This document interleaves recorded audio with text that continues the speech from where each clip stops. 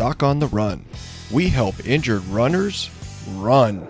Should an injured runner work on running form? Well, that depends, and that's what we're going to talk about today on the Doc on the Run podcast.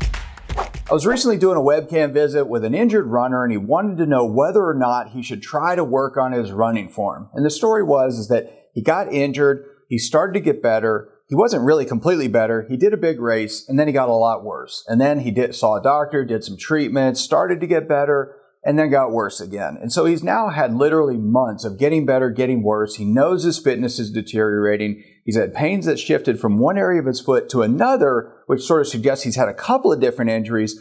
But in his case, I really think that the pain from one area caused him to shift his pressures in the way that he was running to a different area, and that led to sort of a secondary injury that wouldn't have been happening if he didn't have the first injury in the first place.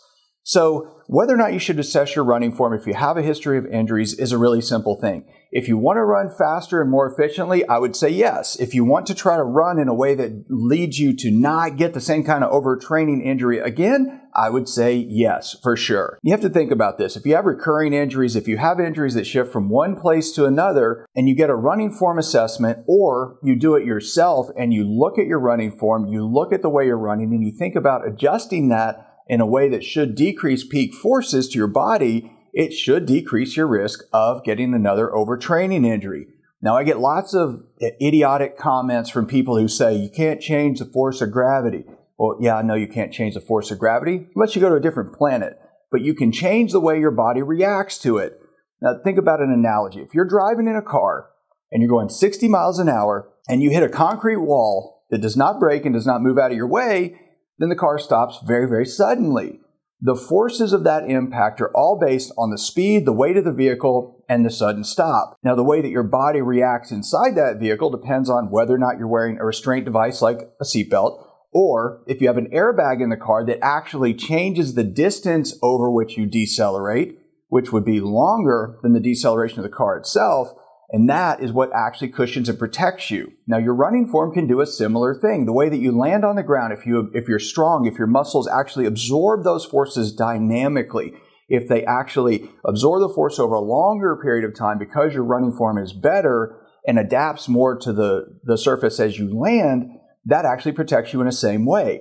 Now, if you run with a very rigid foot type where you land as a heel striker and you're just slamming in, you get very big shock waves of force that go through your body and can put you at risk of injury.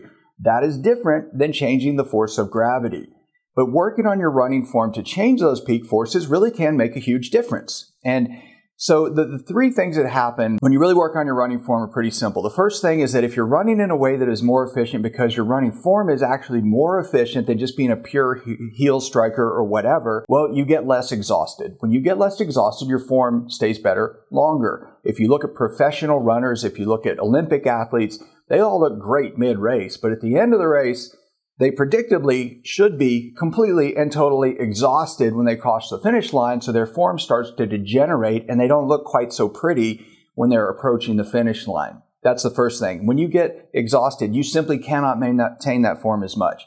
When you can't do that, the second thing happens. You start to wobble, you start to weave, you start to load things in a way that shock load them, and that puts you at more risk. So the stronger body, the better your running form, the more able you are to maintain that strong body, the longer, the better that protects you. The third thing is that when you are loading things asymmetrically, when you become exhausted and you start to wobble, you actually load things asymmetrically or unevenly. And so when you get a fifth metatarsal stress fracture, it's because you're loading the outside of your foot too much. When you get sesamoiditis, it's because you're loading the sesamoid bones on the other side of your foot too much.